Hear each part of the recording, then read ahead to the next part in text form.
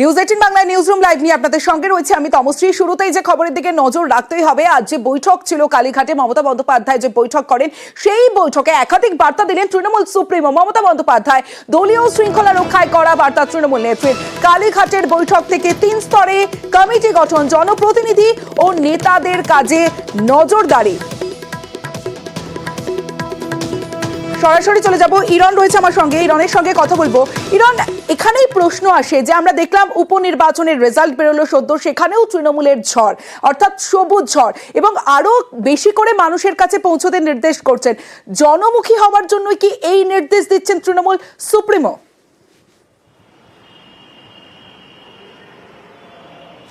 দেখো, তৃণমূল কংগ্রেস আগামী 2026-এর বিধানসভা লক্ষ্যে কিন্তু এখন থেকেই তাদের পরিকল্পনা এবং তাদের কর্মসূচিগুলো তৈরি করতে শুরু করেছে।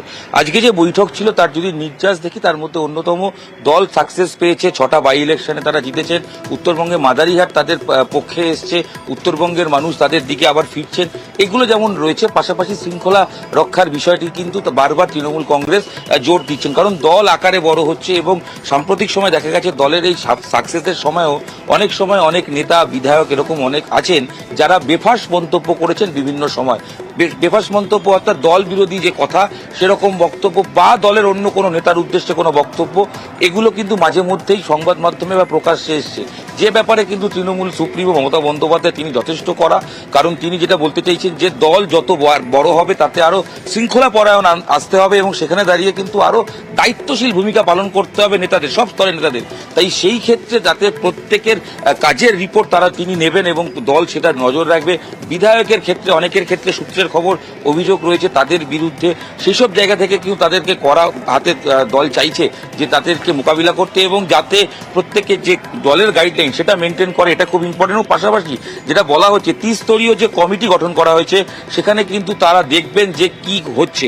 30 স্তরীয় কমিটি বা 3টে কমিটি এই স্তরের জায়গা থেকে দেখে তারপরে যদি কোনো ব্যক্তিকে যদি ফোকাস করা হয় এবং তাদের যে প্রশ্নের 30 স্তরীয় উত্তরে যদি খুশি না হয়, দল কিন্তু সরাসরি সেক্ষেত্রে সাসপেন্ডের পথে হাঁটবে। সেক্ষেত্রে কোনো নাম আলাদা করে দেখা হবে না, বড় নাম নেতা বা ছোট নেতার ক্ষেত্রে। সেক্ষেত্রে দল যেটা মূলত বোঝাতে চাইছে, আগামী দিনে আর একটা বছর সময় আছে, 2026 দল পারফরমেন্স ভালো করছে, কিন্তু পারফরমেন্স ভালো করার পাশাপাশি শৃঙ্খলাবদ্ধতা এটা খুব প্রয়োজন এবং যাতে দল যে গাইডলাইনে দল চলছে তার বাইরে থেকে কেউ না যায় সেই দিকে নজরদারি, এবং পাশাপাশি সেই কারণেই এই 30 স্তরীয় অবশ্যই যে শৃঙ্খলা রক্ষা কমিটি সেটা গঠন করার সিদ্ধান্ত তৃণমূল সুপ্রিমো মমতা বন্দ্যোপাধ্যায় নিয়েছেন। বেশ,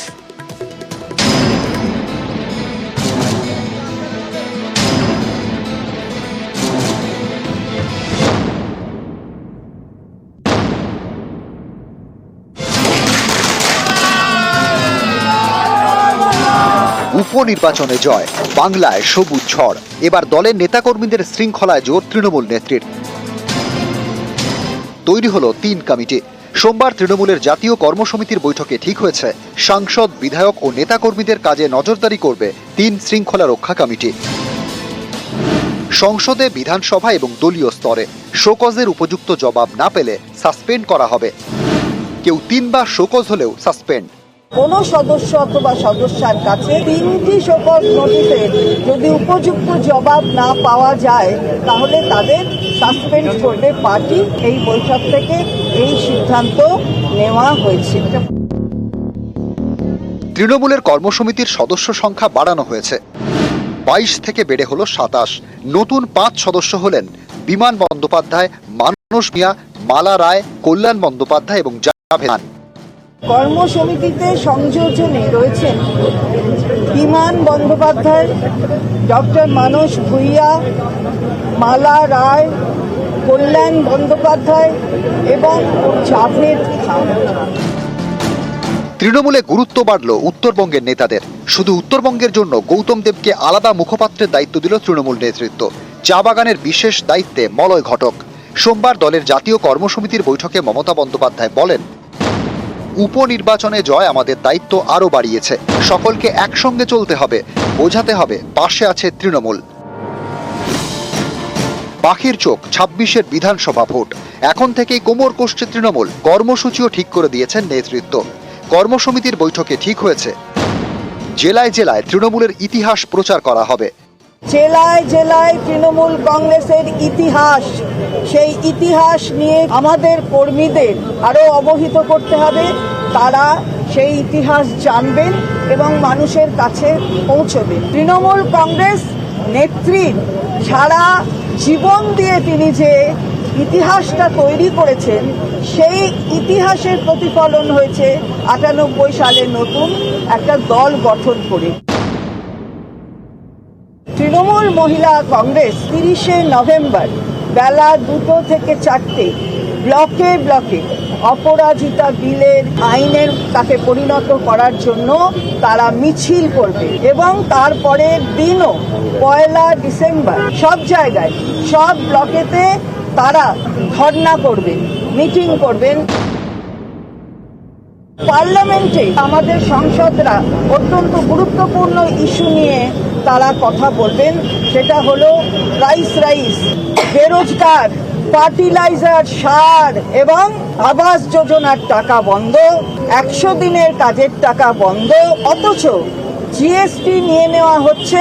এবং সবচেয়ে গুরুত্বপূর্ণ হচ্ছে যে মণিপুরের ঘটনা নিয়ে উত্তর পূর্ব ভারতবর্ষে একটা ডামাডোল চলছে, সেই বিষয় নিয়েও আমাদের সংসদে আলোচনা চাইবেন। আবির ঘোষাল, নিউজ ১৮ বাংলা। বৃহস্পতিবার মুখ্যমন্ত্রী হিসেবে শপথ নেবেন হেমন্ত সোরেন। আর হেমন্তের শপথে মমতা বন্দ্যোপাধ্যায় বৃহস্পতিবার রাঁচি যাচ্ছেন। মমতা বন্দ্যোপাধ্যায় জেএমএম নেতৃত্বাধীন জোট ঝাড়খণ্ডের ৮১টি আসনের মধ্যে ৫৬টিতে জয়লাভ করেছে এবং সরকার গঠন করতে চলেছে। আর ঝাড়খণ্ডে হেমন্ত সোরেনের শপথেই যাচ্ছেন মমতা বন্দ্যোপাধ্যায় এবং রাজভবনে এই শপথ অনুষ্ঠান হবে না, হাজার হাজার মানুষের সামনে অনুষ্ঠান হবে। আর সেই মঞ্চেই থাকবেন বাংলার মুখ্যমন্ত্রী মমতা বন্দ্যোপাধ্যায়। মমতা বন্দ্যোপাধ্যায়কে ফোনে আমন্ত্রণ হেমন্ত সোরেনের। বৃহস্পতিবারই রাঁচি থেকে কলকাতায় ফিরবেন বাংলার মুখ্যমন্ত্রী মমতা বন্দ্যোপাধ্যায়।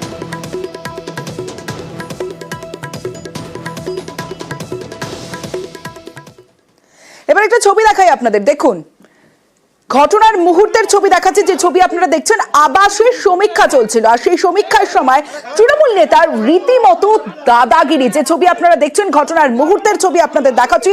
সার্ভে নিয়ে কর্মীকে নির্দেশ পঞ্চায়েত সদস্য, আর নির্দেশ না মানায় সার্ভে কর্মীকে গালাগালি হুমকি, চেয়ার তুলে মারমুখী পঞ্চায়েত সদস্য। যে ছবি আপনারা দেখছেন কোচবিহারের ছবি আপনাদের দেখাচ্ছি, কোচবিহারের মাথা ভাঙার ছবি। এবং মাথাভাঙায় আবাসের সার্ভেতে উত্তেজনা, পঞ্চায়েত সদস্যকে আটক করেছে পুলিশ। এখানকার ডাওয়াগুড়ি ১৪ নম্বর সংসদের পঞ্চায়েত মনিরুল হক ফোন করলো, আপনারা কোথায় সার্ভে করছেন, ওখানে কেন সার্ভে করছেন, সার্ভে করবেন আমি যেখানে বলবো সেখানে করবেন, বা আমার ১৪ নম্বর সংসদের এপার থেকে করতে হবে। ৫ মিনিট পরেই আমার কাছে আসলো, গালাগালি করতে লাগলো এবং আমাকে বললো যে তুই কে, তুই এখানে নতুন, তুই কোন বাড়ি চিনিস, কে ধনী কে গরিব, তুই কী করে জানিস, তোকে কে বলেছে। আমার খুবই অ্যাগ্রেসিভলি মারমুখী হয়ে বলছিল। সার্ভে করতেছি ওই টেবিলেই আর কি, ও আইসে হাতে তো এরকম গেঞ্জি গায়ে ছিল, আইসে মানে অবন্ধর ভাষায় গালাগালি করলো। গালাগালি করার পরে চেয়ারটা তুললো আর কি মারার জন্য। সার্ভে তো করতে হবে, যখন আমাদের উপর লেভেলের অর্ডার আছে। তো বিডিও সাহেব আসছে, ওসি সাহেব আসছে। সিএম ম্যাডাম বারবার বলেছেন, আজকে চিফ সেক্রেটারি বলেছেন, আজকে নয় এর আগেও বলেছেন, এই সার্ভেটা 100% ফুল প্রুফ হতে হবে। একটি অযোগ্য লোকের নাম এই তালিকায় থাকবে না এবং এই সার্ভেটা প্রপারলি করার ক্ষেত্রে যারা বাধা সৃষ্টি করবে তাদের প্রত্যেকের ক্ষেত্রে ড্রাস্টিক অ্যাকশন।